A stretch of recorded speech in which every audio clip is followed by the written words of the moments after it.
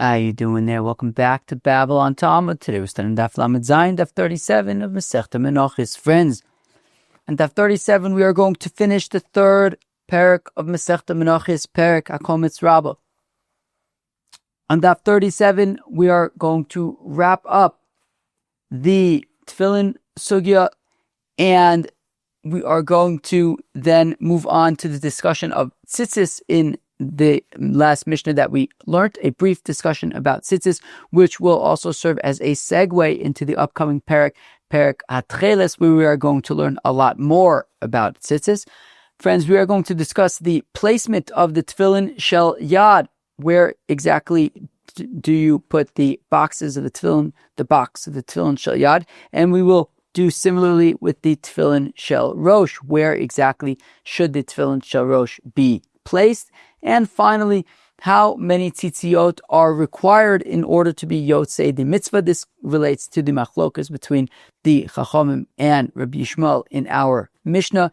Friends, this is what we have on the agenda for Daf Lamed Zayin of Masechta Menachos. Let's get it. Friends, we begin on Daf Lamed Vav Amid Beis, 3 lines from the bottom. Tanu Rabbanan, the rabbis taught, Yodcha zo small. Okay, when it says that the tefillin will be a sign on your hand, that is a reference to your left hand. Small. How do you know that yodcha means left hand? Maybe it means right hand. Talmud Omer, af yodi yosto eretz v'yimini tipcha shamayim, that the pasuk says in Isaiah that my yad, my hand, established the land, and my right hand extended the heavens. So we see that yimini is obviously right hand. So what's yadi? By default, left hand. Ve'omer, additionally, the pasuk says in Sefer Shoftim, by Yoel Eishes Chevrakeni, when she did away with Sisera, Yada la Yosed Tishlachna, that she sent her hand to the tent peg, v'yamina, and her right hand, lehalmos amelim, to the hammers of the workers. So yamina is her right hand. So what's yada? Her left hand went for the peg, her right hand went for the hammer. Ve'omer, and finally, lama tashiv yadcha v'minecha mikerev chekcha chalei, that the pasuk in Tehillim says, why are you returning your yodcha v'minecha, your hand and your right hand? Mikarev chekcha chalei, expose it from your bosom. Yodcha v'minecha, yodcha as opposed to yiminecha. Yiminecha is right hand. So what's yodcha? Your left hand. So we just had 3 examples where yodcha is contrasted with yiminecha, where Yiminecha is obviously your right hand, so by default then what's yadcha? Your left hand. So therefore when it says Vaya licha la'osa yadcha, that the tefillin shall be a sign on your hand, which hand? Your left hand. Rabbi Yossi Achorim Omer, says Rabbi Yossi Achorim, is machlokes Rashi and Tosfos, why his name is Rabbi Yossi Achorim. Rashi says, because we're going to learn in Masechta Bechoros that there's a type of mum that is called a charum, which means that the nose is kind of indented into the face, and your eyes are kind of connected because there's no nose in between. And this Rabbi Yossi had this condition, so they labeled him as such. Tosfos says that is not very nice. There was a place called Indented Nose. That's where he was from. There are some places that are, there are some awkwardly named places. Rabbi Yossi Achorim Omer Matzinu Yomin Shenikra Yad, says Rabbi Yossi Achorim, that, one second, you can even, I'm about to give you an example of Yad, meaning not left hand, but rather right hand.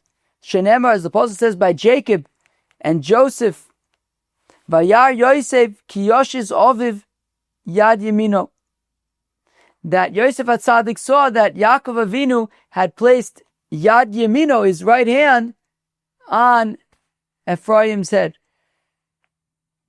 So there, Yad means right hand. Yad Yemino is right hand.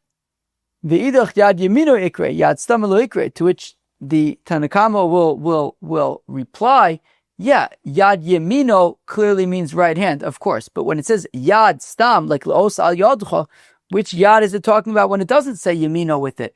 Left hand. Reb Nosson Omer says, Reb Nosson enu tzarich. Reb Nosson says we don't need that exercise because Harei you omer, the pasuk says ukshartem uchsavtem. Right? The pasuk says ukshartem l'sayidecha v'ayu l'tadavos b'necha uchsavtem. So we have one pasuk talking about kshira, the other pasuk talking about ksiva.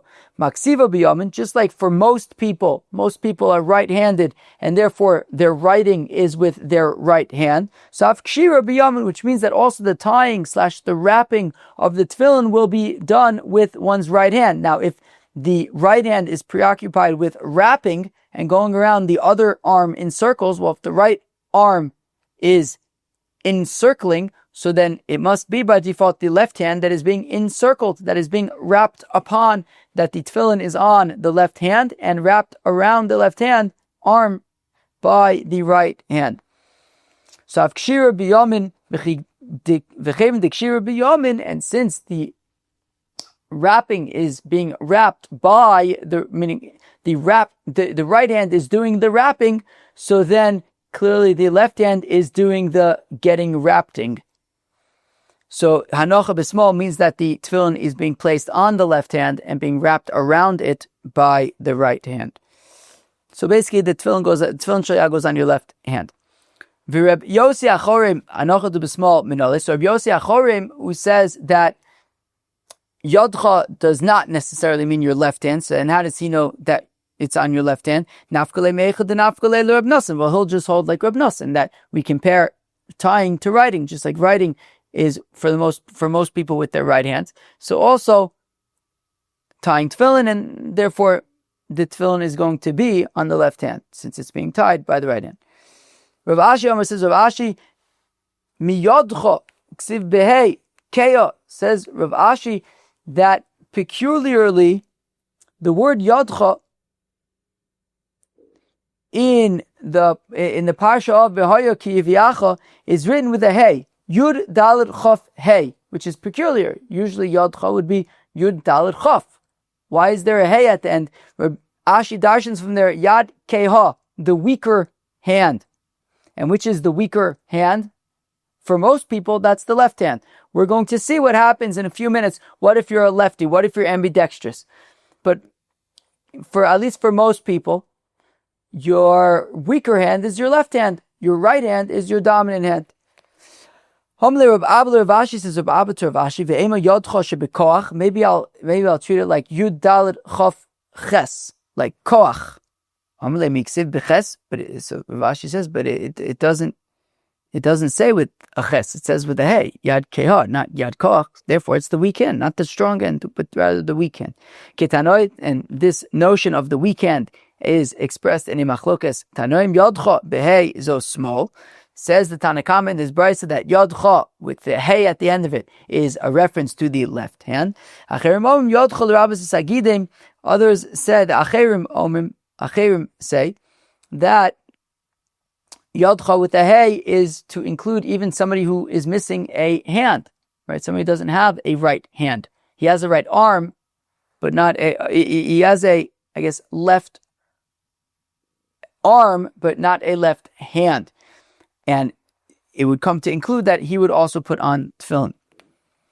Tanya Idach, we have another brisa. Ein lo zroa poter minat tefillin. If he does not have a left arm whatsoever, he is poter from tefillin. Acher Mom says, Acher yodcha l'rabos esagidem, that yodcha is coming with a chaf hey, is coming to include somebody who is missing a hand, like we had said a minute ago. Tanya Rabbanan, iter meniach tefillin biyamino, says the Gemara that somebody who is a left-handed person will therefore do the opposite, right? If the tefillin goes on the weaker hand, so for a left-handed person, that is their right hand. So you just do the opposite. Tie the tefillin with your left hand around your right arm if you are left-handed. Shehu smolo, because a left-handed person's right hand is the equivalent of a right-handed person's left hand. When I say hand, I sometimes mean arm, I sometimes mean hand. When we're talking about wrapping it around the arm, but you'll probably wrap it around, you use your right hand to wrap the tefillin around your left arm. And if you're left-handed, you use your left hand to wrap your tefillin around your right arm.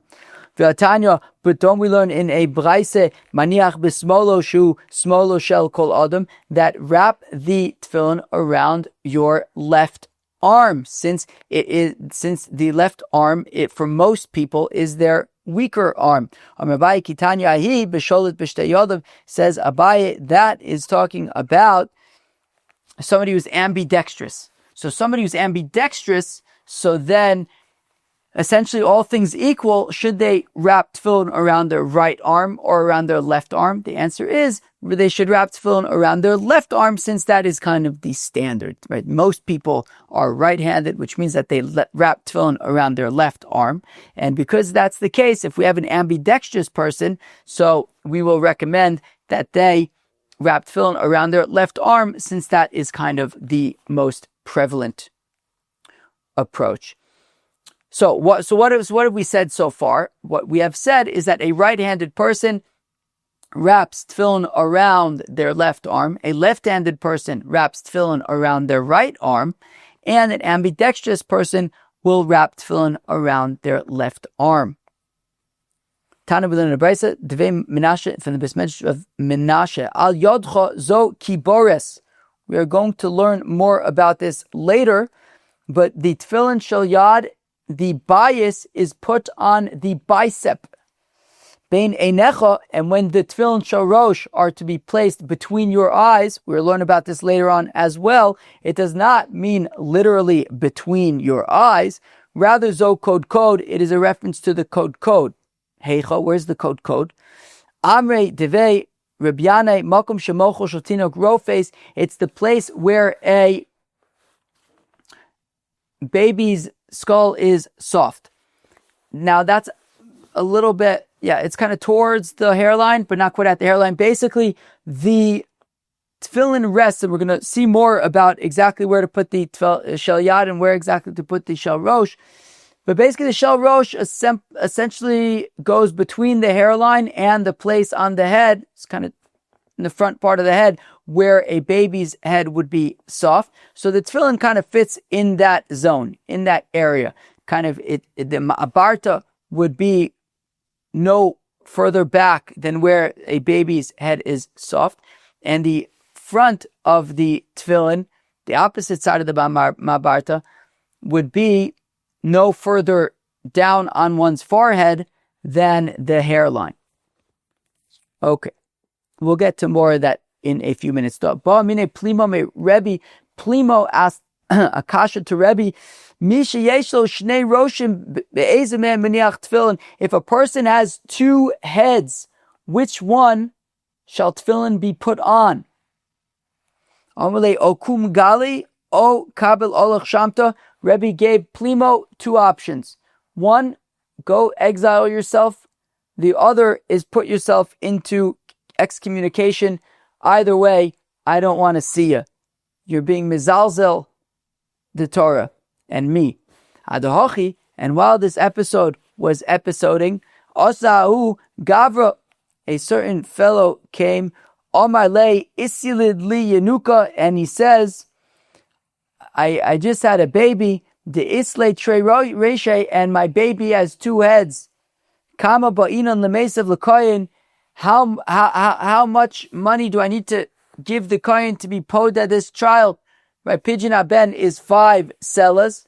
Now that assumes that the baby has one head. What if the baby has two heads? This father wanted to know that, his baby has two heads. So is the Pidyon Aben 5 selas or 10 selas? Ini, is this really? So where am I? So kama ba'ina lemesa v'koyin. So asa usava. So a certain elder, possibly Eliyahu Novi, came. Tanale, and he taught Chayiv Litain Lo Yud Sloim, you have to give 10 sellers to the Kohen. Ini, is this really so? That you would have to be Podeh, a child with 2 heads? Surely the child with 2 heads is not going to survive very long. V'at Tani, but it was taught in a Braisa. Vatani Rami Bar Chama, Bar Chama taught from a Braisa.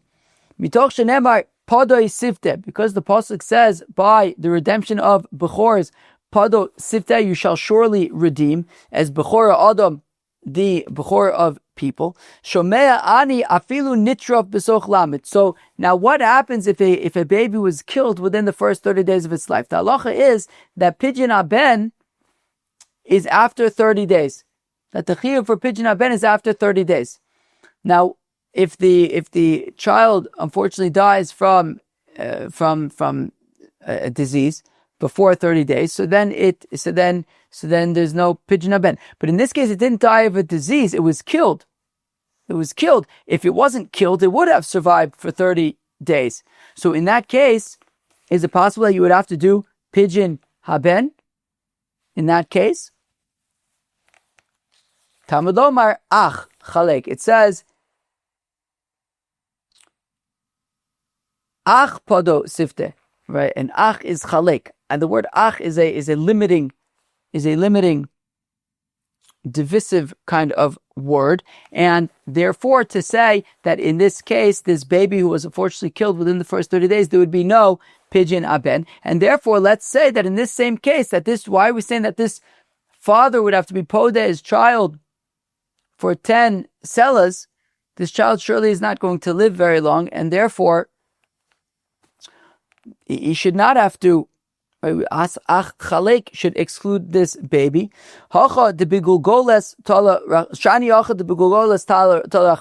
Yes, but the thing is, it says that it's 5 shekels per skull, per head. And in this case, the baby has 2 heads, and it is still alive. Therefore, it is going to be twice the amount. It is going to be 10 sellers. So what just happened? Plimo asked Rebbe about putting tefillin on. If you have 2 heads, which head do you put tefillin on?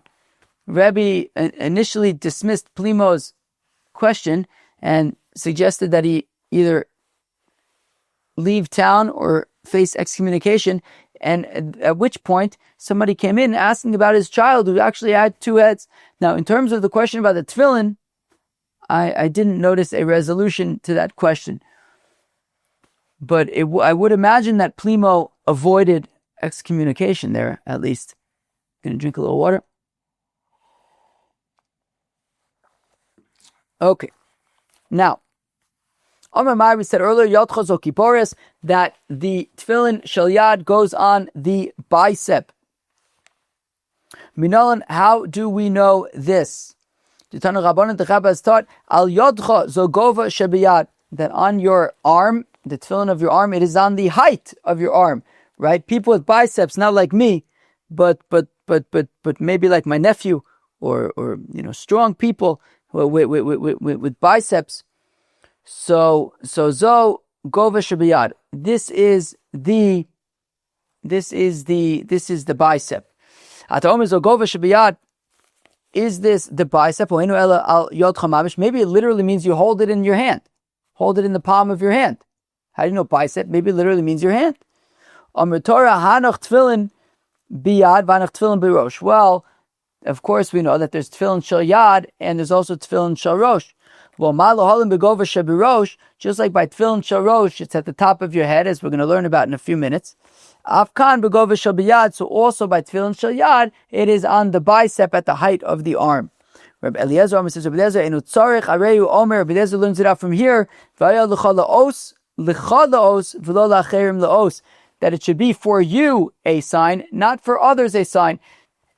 If your tefillin are being held in the palm of your hand, then everyone can see it. However, it says l'chalaos, it should be you for a sign, and therefore you put it on your arm in a place on your bicep that's closer to your body. Maybe it's covered by your garments, and others don't need to see it. Rabbi Yitzchak Omer, Einu tzarich harei u omer v'samtem es devar ele al levavchem ukshartem shetei simo kineged alev. It says that v'samtem es devar ele al levavchem v'al nafshechem Ukshartem osam l'sayedchem. So we juxtapose tying the tefillin to it being on your heart.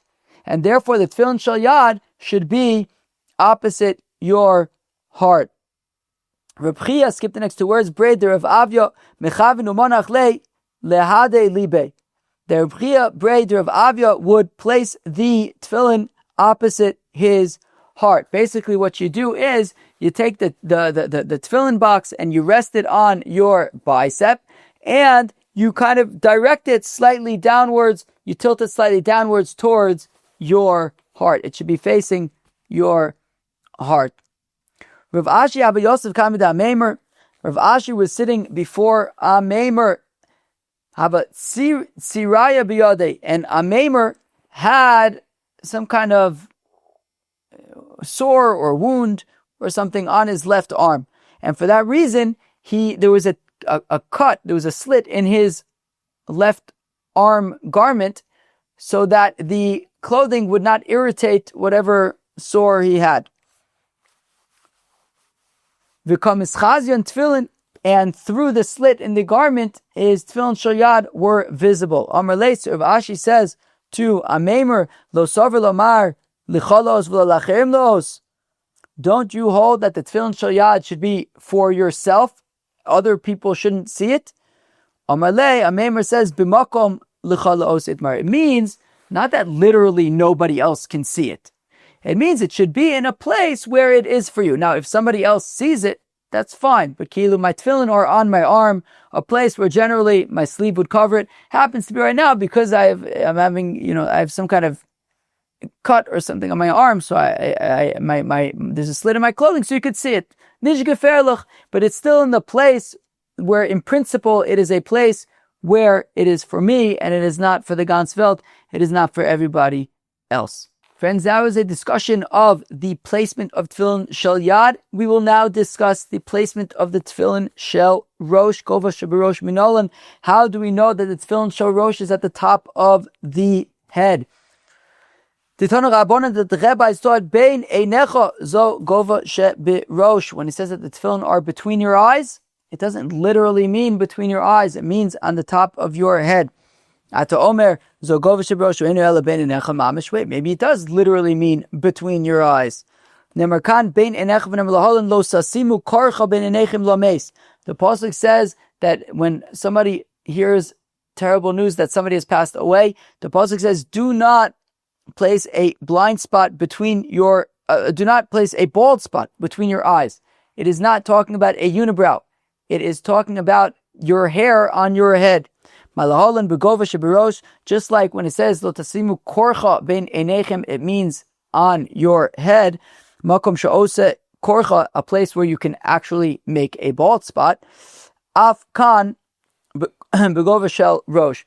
Makom she'ose korcha. Here as well, by the tefillin, we're talking about the top of the head, the place where there is hair for people who have that, and there would be a possibility of making a bald spot. Interesting, Shiloh. What if a person doesn't have hair on his head? Where does he put his tefillin? I didn't see that question specifically, but I'd imagine the answer is the same place where people who have hair have it. Okay, so we compare it to, so therefore, how do we know it's at the top of the head? Because it says bein einecha by tefillin. It says bein einecha by lo tasimu korcha bein einechem lameis, and that means that, but where you have hair, so here as well. It's where there's hair. Rabbi Yudah Omer says, Rabbi Yudah, Eino Tzorech Amar Torah, the Apostle says, Hanach Tefillin Biyad, Hanach Tefillin B'Rosh. It says there's Tefillin Shel Yad and Tefillin Shel Rosh. Malaholin just by Tefillin Shel Rosh. No, Tefillin Shel Yad. B'Makam Aroi Litama B'Nega, Litame B'Nega Echod. Avkan B'Makam Aroi Litame B'Nega Echod. Lafuke Ben Enecha De'ika Basar V'Seir De'ika Seir De'ika Basar V'Seir De'ika Seir Lovin v'economy seir. So, friends, when it comes to the tefillin shel yad, the tefillin shel yad is on your arm. Now, if one would to get tsaras on their arm, it would be one kind of tsaras. Basically, when you have tsaras basar, tsaras of the flesh, the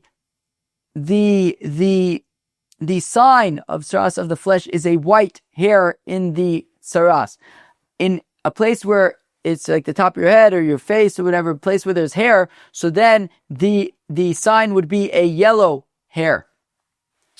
Now, therefore, the tefillin, so we said that there's tefillin of the arm and tefillin of the head. Just like tefillin of the arm is in a place where if you were to have tzaras, you would only require one sign, the white hair sign, tzaras habasar. So also the tefillin shel rosh is in a place where there would be only one sign necessary, as opposed to between your eyes. Between your eyes, you have the eyebrows, there's some hair parts, there's also some flesh, right? There's the part in between the eyes where your nose is, and that would require, so by your hair it would be we would need a gold hair. By your basar it would need a white hair. That would be two different types of tzara'as signs.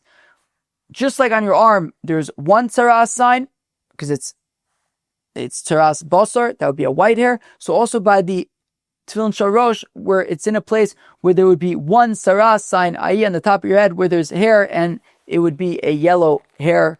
So, Givaldi. Let's read that again. Rabbi Omer says, Rabbi Ein Tzarech Amar Torah. The pasuk says, Hanach tefillin biyad, hanach tefillin barosh.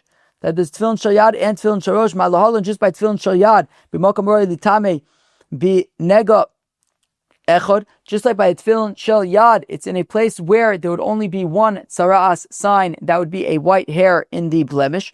So afkan b'mokam roi litame b'nega echod. Also by the tefillin shel rosh, it's in a place where there would be a one sign tzara'as, which would be on the top of the head where there is only hair, and it would be a yellow hair, would be the indication of tzara'as there.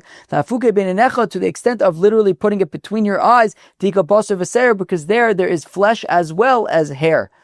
Some parts are flesh, some parts are hair. The indication in that scenario, between your eyes, you would need a yellow hair for the hairy parts and a white hair for the basar parts, and therefore the tefillin does not go there, but rather on the top of the head. Friends, and now we segue to tefillin. The Mishnah had said, Arba tzitzios ma'akvos zo es zo, sharbatan mitzvah echas. The Chachamim in our Mishnah had said that the 4 tzitzises, right, if you have a 4-cornered garment, each corner has tzitzis on it. All 4 tzitzises from each of the 4 respective corners, you need all 4 of them to be Mekayim the mitzvah of tzitzis. If you only have 3 tzitzises on 3 of the corners, it's not a mitzvah. Rabbi Shmuel disagreed and says, no, it is a mitzvah. Now, of course, you still need to put tzitzis on all 4 corners, right? What does Rashi say?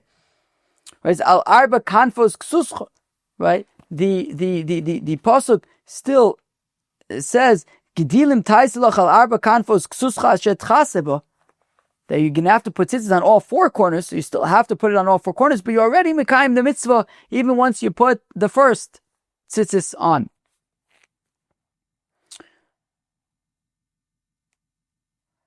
My benai, what's the nafkamine between the Tanakama and Rabbi Shmuel? Because again, at the end of the day, Rabbi Shmuel also says you have to put tzitzis on all 4 corners. So what's the difference?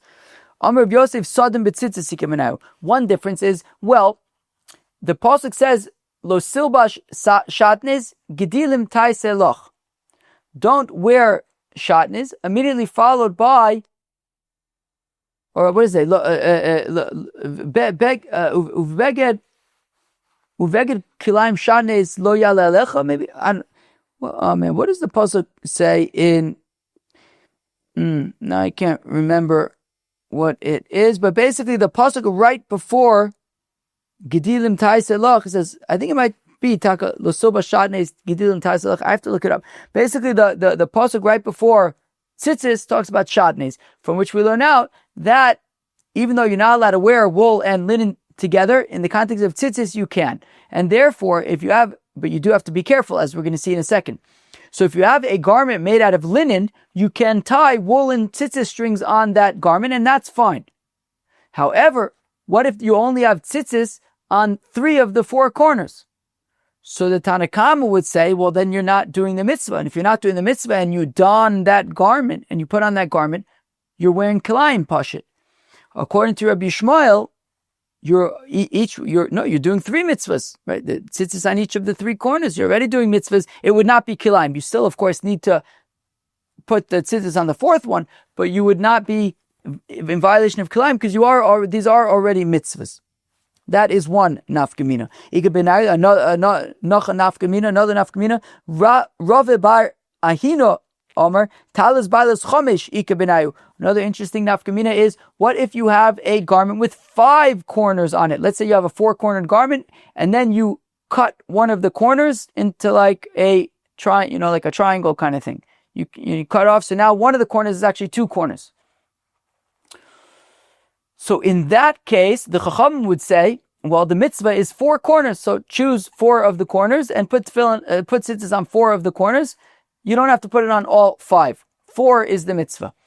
So you do have to put on tzitzis, but on 4 of the 5 corners. Whereas Rabbi Shmuel would say each corner has its own mitzvah of tzitzis, and therefore you put it on all 5 corners.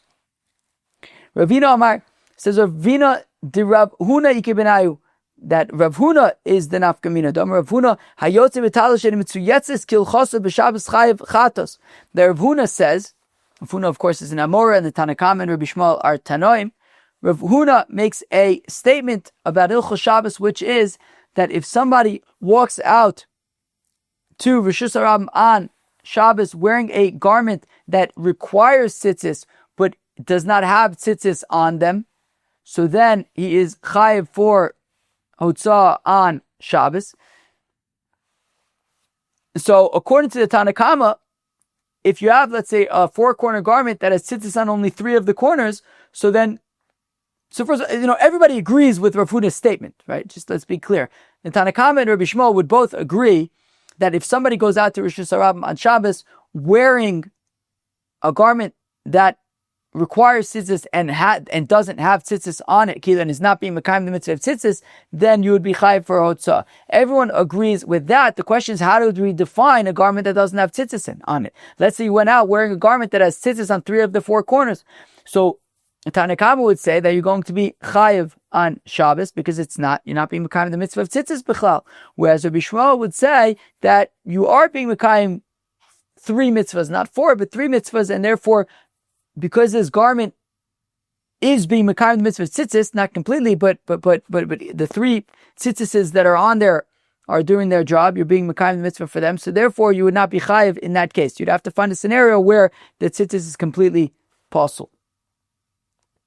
Rav Shisha Brei do Rav Idi Ayman de Batzre leglime lo ovid v'lo klum Shabio Talis Balas Chomish says, Rav Shisha Brei do Rav Idi, that if a person takes, let's say, a 4-cornered garment, and then, let's say, the bottom left corner, they cut out a square, which means that there's basically at the bottom left corner of the garment, there is a square missing. It's been cut out. If they were planning to ruin the garment so that it no longer has 4, meaning to deem the garment a 3-cornered garment and therefore potter from tzitzis, that will not suffice because they didn't remove a corner, they actually added a corner. Whereas before it had 4 corners, by cutting a square into the bottom left corner, let's say, you now have 5 corners instead of just 4. Rav Mishasha says, Mishasha, Ayman de Tzaire leglime lo avad v'lo klum. My time of the Kiman de Sharia dummy. If a person says, hey, I have a 4-corner garment, but I want to render it 3 corners, let me just fold it over, because if one of the corners are rounded, well, then it's no longer a 4-cornered garment, it's a 3-cornered garment, and the 4th corner, quote unquote, is not actually a corner, it's rounded. If someone says, instead of cutting the 4th corner, so that I actually physically round it, what if I just tie back that corner and round it that way by just like tying it up? That does not work because we view the tie as if it's untied, in which case the garment is still simply a regular 4-cornered garment. V'tananami, we also learn in the Mishnah, in Kalim, kol chamasos atzruros tohoros chutz mishal aravim, that if you have a wooden, not a wooden, if you have a node, a pitcher of like a wine hide, like a hide that they would store like liquids in. So when it comes to clay ore, hides, they have to have a base kibble. They have to be able to hold to hold contents. So if you have this hide that can hold contents because it's tied up with a knot at the bottom, and so long as it's tied, it can hold contents. But if you undo the tie, then it won't be able to hold anything. So we would not consider that to be a kli that would be makabel tumah unless it's made by the Arabs. If it's made by the Arabs, that is how they would make their kalim. They would tie it in that way, and it was meant to stay that way. So in that case, it would be considered a vessel that is meant to hold things. But otherwise, if it's not made by the Arabs, so then we assume that the tie is untied, just like in the case of a tzitzis, where he tied up that fourth corner to round it off. That would be insufficient because we'd view that tie as if it's untied. A person who sewed back the fourth corner to round it off. That is also irrelevant. If you really didn't want that fourth corner, just use the scissors and cut it off and round it off that way. The fact that you're keeping the extra fabric on it in order to sew it back and keep all the fabric there is not convincing that you really, in fact, want to round off that corner. If you did, in fact, want to round off the corner, just cut it off. Givaldik. So those were a few scenarios of where a person thought that perhaps they could make the garment not chayiv in tzitzis, but the scenarios that were presented were insufficient. Rabbi Yishmael Omer Arbatan Arba Mitzvahs. Rabbi Yishmael says that each of the four corners and each of the four tzitzis are their own mitzvah. Rabbi Yehuda Omar Shmuel Halacha. Rabbi Yishmael says Rabbi Yehuda Omar Shmuel that the halacha is like Rabbi Yishmael V'leisa Ilchasa Kavase, but the halacha is not like Rabbi Yehuda Omar Shmuel. I.e., the halacha is not like Rabbi Yishmael. Rather, the halacha is like the rabbis that you need all four tzitzis. Ravina Ava Ka Ozil Abasrei Demar Bar Rav Ashi b'Shabbos the Rigla. Ravina was walking behind Mar Bar Rav Ashi and the Shabbos the Rigla. What's the Shabbos the Rigla? Unclear. I never know what these things are. There's also like the Shabbos de Kala, which maybe is the same thing. It's a little bit unclear, right? There is the Gemara, Masechta Megillah, Masechta Pesachim, that Moshe Tika in the Israel, right, that they should learn Hilchos Pesach, right, 30 days before Pesach. I think officially that's really only written in the context of Pesach. I think other maybe it's also understood to refer to other Chagim. So was it specifically before Pesach? Was it before maybe Sukkot as well? Could it be? Is it a reference to Shabbos Hagadol, Shabbos Shuv? Is it any Shabbos within the 30 days prior? It's like a little bit unclear to me, but it was one of these unclear Shabboses that are before either Pesach or maybe also Sukkot that they would learn about the halachis of the upcoming festival. And if Sikarna de Chute and Marbar of Ashi's, the corner of his tzitzis got torn off, I guess in a way that the garment would still be chayiv in tzitzis, and now he doesn't properly have tzitzis on it, even though it's chayiv in tzitzis. V'lo v'lo and Ravina did not tell Marbar of Ashi about it. Kadmata levese, when they got home, Omar lay, at that point, Ravina says to Marbar of Ashi, Mehosam ifsik, that the corner of your garment was torn off when we were in Rishus Harabim. Omlei Omartli, and says Marbar of Ashi, if you would have told me when we were in Rishus Harabim, Mehosam Shadise, I would have torn off my clothing there in Rishus Harabim. Va'omar Mar, but says Ravina, but don't we say Gadol Kavod Abrios Shedoches Losaisis Shabbatorah, that Gadol Kavod Abrios, human dignity, is so important that it's even Docha Alotase in the Torah. So meaning, even if I told you in Rishus Harabim that your garment, that you don't have proper tzitzis on your garment anymore, why would you have had to have torn off your clothing? That would be humiliating. And in the context of humiliation, isn't it even docha lo ta'aseh in the Torah of carrying on Shabbos? So Tirgma Rav Bar Shva, so Marbar of Ashi responded that Yes, but Rabbi Shva explained in front of Rav Kana belav de lo tasur that is specifically a reference to the lav of lo tasur. The pasuk says lo sasur min adavar she'yidu l'chayaminu small. That the pasuk we learn from this pasuk that you have to listen to the divrei chachamim. That if the chacham make a din derabanan, lo sasur min adavar she'yidu l'chayaminu small. Don't stray to the right or the left. You have to do it. So that lav shebatorah, i.e., the lav of you have to listen to the chachamim, i.e., dinim derabanan. So when we're talking about a din derabanan, so kavod abrios can be docha a din derabanan. But over here we were talking about rosh hashanah. No, because of kavod abrios, we would not.